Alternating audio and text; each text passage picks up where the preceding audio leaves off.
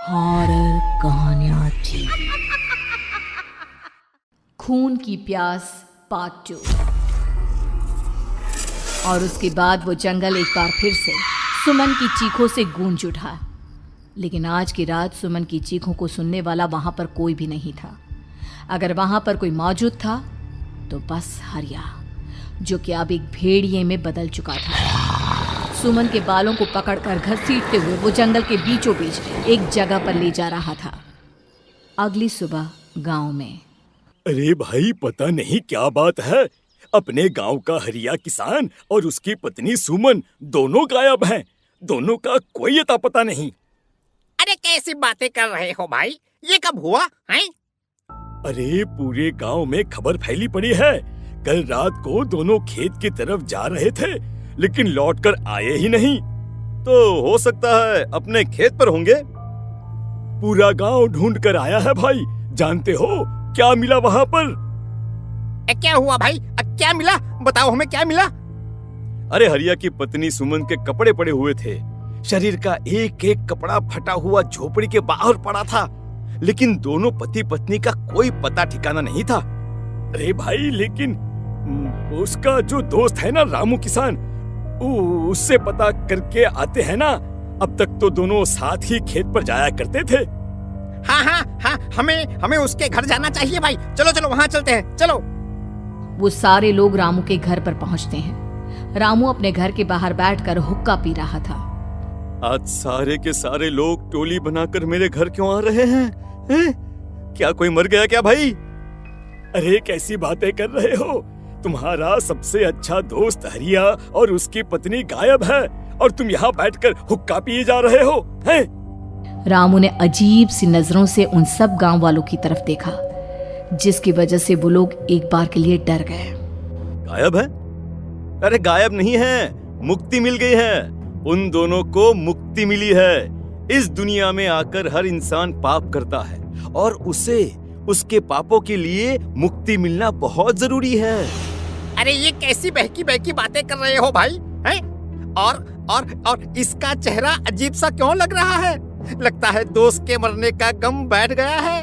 पागल हो गया है शायद ये पागल। ये बात सुनते ही रामू चीख कर जोर से चिल्लाते हुए कहता है, पागल मैं नहीं हूँ, पागल तुम सब हो। और ये शैतानी जंगल अब तुम में से किसी को नहीं छोड़ने वाला, सबको खा जाएगा। याद रखना मेरी बात। शैतानी जंगल? कैसा शैतानी जंगल? लगता है रामू पागल हो चुका है। हमें यहाँ से चलना चाहिए भाई। चलो। तभी रामू की पत्नी बाहर आती है। नहीं, आप लोग इनकी बात का बुरा मत मानिए। 2 दिन पहले हरिया के साथ खेत पर गए थे। जब से वहाँ से आए हैं तब से ऐसी ही बातें कर रहे हैं। भगवान जाने ऐसा क्या देख लिया उन्होंने, खेत में कुछ भी बड़बड़ाते रहते हैं। लेकिन गांव के लोगों ने कमला की कोई बात नहीं सुनी, और वो सब वहां से चले गए। रात अब धीरे धीरे ढलने लगी थी। तभी अचानक किसी ने धीमी सी आवाज में रामू को पुकारा। रामू, आ जाओ, मैं तुम्हारा इंतजार कर रहा हूँ। और सुनो, अपनी पत्नी को साथ लेकर आना, नहीं तो काम अधूरा रह जाएगा। ये आवाज सुनते ही रामू के चेहरे पर शैतानी मुस्कुराहट आ जाती है। वो धीमे कदमों से अपने घर के अंदर आता है। क्या हुआ? तबीयत ठीक है ना अब आपकी? मैं तुझे अपने साथ खेत पर ले जाने आया हूँ, चल। मैं तुम्हारे साथ कहीं नहीं जाने वाली। मुन्ना गहरी नींद में सो रहा है, और उसे अकेला छोड़कर मैं तुम्हारे साथ खेत पर नहीं आ सकती। वैसे भी तुम्हारे उन खेतों में भगवान जाने कौन सा राक्षस घूम रहा है, मुझे तो डर लगता है। रामू गुस्से में दांत पीसता अपनी झोपड़ी से बाहर आ जाता है, और कमला गहरी नींद में अपने बच्चे के साथ सो जाती है। तभी अचानक रात को रामू की झोपड़ी के ऊपर एक साया वही गाना गुनगुनाते हुए घूमने लगता है, जो हरिया के मोबाइल में बजा करता था। मैं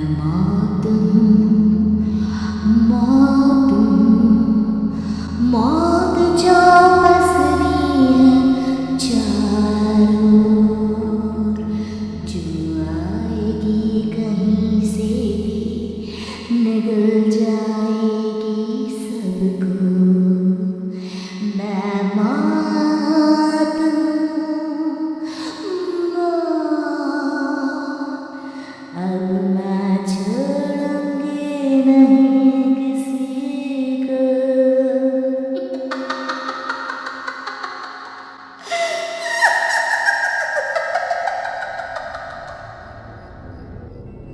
ये आवाज सुनकर रामू की पत्नी कमला की आंख खुलती है और वो देखती है कि उसका मुन्ना अपनी जगह से गायब था। कमला चीखते हुए बाहर दौड़ कर आती है। वहां पर उसने देखा कि रामू ने अपने बच्चे को झोपड़ी के बाहर एक पेड़ से उल्टा लटकाया हुआ था और उसका बच्चा चीख चीख कर रो रहा था। वहीं दूसरी तरफ एक साया बच्चे के ठीक नीचे आग जलाकर उसके चारों तरफ हैवानों की तरफ नाच रहा था। छोड़ दो मेरे बच्चे को। अरे क्या कर रहे हो तुम? शर्म नहीं आती तुम्हें अपने ही बच्चे को इस तरह मौत के हवाले करते हुए? अपना बच्चा? किसने कहा ये मेरा बच्चा है? अरे ये तो उस रामू की औलाद है, इस गांव के किसान रामू की, और मेरी दुश्मनी इस गांव के हर इंसान के साथ है। क्या कैसी बात कर रहे हो तुम? और ये औरत कौन है? ये मेरे बच्चे को खा जाएगी। तभी अचानक से उस साया ने एक बेहद खतरनाक दिखने वाली औरत का रूप ले लिया और उसकी आंखों से आग निकल रही थी। सही पहचाना तूने, मैं तेरे बच्चे को खा जाऊंगी। अगर तू अपनी इस हैवान पति रामू के साथ जंगल नहीं आई तो मैं तेरे बच्चे को खा जाऊंगी। लेकिन क्यों? आखिर क्या चाहती हो तुम मुझसे? मुझे जंगल क्यों ले जाना चाहती हो? औरत बुरी तरह से ठहाके मार मार कर जोर जोर से हंसने लगी और साथ में रामू भी। ये तो तुझे वहाँ चलने के बाद ही पता चलेगा ना। अगर तू नहीं आई तो थोड़ी देर में तेरा ये बच्चा आग में जलकर मर जाएगा। चल जल्दी। नहीं मेरे बच्चे को छोड़ दो। तुम जहाँ कहोगे मैं तुम्हारे साथ चलने के लिए तैयार हूँ। और उसके बाद उस बच्चे को झोपड़ी में लिटाकर आगे आगे वो साया चल रहा था और उसके पीछे पीछे रामू अपनी पत्नी के बाल पकड़कर उसे घसीटते हुए जंगल की तरफ ले गया। जंगल में जाने के बाद, कितनी खूबसूरत हो तुम। आज की रात बस तुम और मैं एक दूसरे के साथ रहेंगे। मुझे तुमसे बहुत डर लग रहा है। तुम्हें क्या हो गया है? तुम तो बिल्कुल ठीक थे। वो होगा जो हमारे बीच होना चाहिए। तो आओ अपने आप को मेरे हवाले कर दो। कमला ने डर की वजह से अपनी दोनों आंखें कसकर बंद कर ली थी। रामू ने बुरी तरह से चीख कर कमला से कहा, आंखें खोलो अपनी और मेरी तरफ देखो। कमला ने जैसे ही अपनी आंखें खोली उसने देखा कि रामू एक खतरनाक खूनी हैवान में बदल चुका था। कौन हो तुम? जाने दो मुझे। क्या चाहते हो मुझसे? वही जो एक आदमी एक औरत से चाहता है। मैं तुम्हारा पति रामू नहीं बल्कि इस जंगल का एक भेड़िया हूँ और आज की रात तुम्हारे खून से अपनी प्यास बुझा जाऊं। और उसके बाद वो जंगल कमला की दर्दनाक चीखों से गूंज उठा। अगली सुबह कमला के कपड़े भी जंगल में उसी तरह पाए गए जैसे कि सुमन के पाए गए थे। इस घटना के बाद पूरे गांव में दहशत का माहौल था। अपने माँ बाप की मौत और गांव में हो रहे इस तरह की घटनाओं की खबर सुनकर किशन शहर से गांव लौट आया था। अपने माँ बाप की बेदर्द मौत की वजह से वो बहुत परेशान था। तभी अचानक उसे अपने घर में खाट के नीचे पड़ा हुआ वो मोबाइल फोन मिला जो उसने अपने पापा हरिया को गिफ्ट किया था। अरे कितने प्यार से पापा के लिए मोबाइल फोन लेकर आया था। इसे एक दिन भी काम में नहीं ले पाए। और आखिर कौन है जो गांव में इस तरह की हत्याएं कर रहा है? क्या है इन सब के पीछे? क्या है? मुझे पता करना ही होगा, वरना एक दिन पूरा का पूरा गांव खाली हो जाएगा। इस गांव में एक भी जिंदा इंसान नहीं बचेगा। गांव के लोगों की मदद करने के इरादे से किशन अपने गांव से दूर एक दूसरे गांव में बहुत बड़े तांत्रिक के पास मिलने के लिए गया। तांत्रिक बाबा, अब आप ही कुछ उपाय बता सकते हैं। भगवान जाने हमारे गांव को किसकी नजर लग गई है। नजर नहीं लगी है, किसी ने तुम्हारे गांव को बद्दुआ दी है। किसी सताई हुई आत्मा का प्रकोप है और अब वो पूरे गांव में किसी को नहीं छोड़ेगी जब तक उसकी आत्मा को शांति नहीं मिल जाती। अरे लेकिन ऐसा कौन है बाबा? किसकी आत्मा है और कैसे मिलेगी उसे शांति? मौत है मौत, कहीं से भी आएगी और सबको निगल जाएगी। इससे बचने का सिर्फ एक ही उपाय है, लेकिन उस उपाय को करना आसान नहीं होगा। जो भी उस उपाय को करने की कोशिश करेगा उसकी जान जा सकती है। भले ही मेरी जान चली जाए, लेकिन मैं अपने गांव के लोगों की जान बचाने की पूरी कोशिश करूंगा बाबा।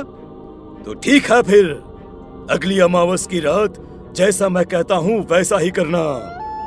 अमावस की रात तांत्रिक के बताए अनुसार किशन अपने साथ केरोसिन लेकर जंगल की तरफ चल पड़ा। उसके हाथ में देवी के मंदिर का सिंदूर भी था। किशन जंगल के बीचों बीच पहुंचा। ये देखकर उसकी आंखें फटी की फटी रह गई। वहां एक उबलते पानी का तालाब था और कई लोगों की लाश लटक रही थी। किशन की माँ बाप की लाश भी वहीं थी। माँ, बापू, क्या हो गया? ये क्या हो गया? तभी वहां पर एक औरत और आदमी आते हैं। उन्हें देखकर किशन चौंक जाता है। गोपाल काका, आपकी तो 5 साल पहले मौत हो गई थी। और निर्मला काकी, आप? हाँ, मौत तो हो गई थी, लेकिन तुम ये नहीं जानते कि हमारी मौत कैसे हुई थी। क्या कहना चाहते हैं आप? कुछ नहीं, बस ये जान लो कि अब इस गांव में कोई जिंदा नहीं बचेगा। लेकिन क्यों काकी? क्योंकि 5 साल पहले इन गांव वालों ने मुझे डायन बताकर पत्थर मार मार के मार डाला। मेरी कोई गलती नहीं थी। गांव का एक बच्चा क्या लापता हुआ, सारा इल्जाम मेरी पत्नी पे डाल दिया। और जब मैंने निर्मला की जान बचाने की कोशिश की तो मुझे भी मार डाला। आपके साथ ये बहुत गलत हुआ काकी, लेकिन आप जो कर रहे हैं वो भी सही नहीं है ना? तुम यहाँ से चले जाओ वरना तुम भी नहीं बचोगे। हमारी आत्मा पिछले 5 साल से मुक्ति के लिए भटक रही है। चले जाओ यहाँ से। मौका देखकर किशन सिंदूर उन दोनों के ऊपर डाल देता है। उनका शरीर जलने लगता है और वो भयानक तरीके से चिल्लाने लगते हैं। अगले ही पल किशन उनके ऊपर केरोसिन डाल देता है और वो दोनों जल जाते हैं। किशन अपने माँ बाप और दूसरी लाशों का अंतिम संस्कार करवाता है और अपने घर लौट आता है। लेकिन वो अभी भी इस बात से अनजान है कि मोबाइल अभी भी बज रहा था। मैं मौत हूँ, मौत।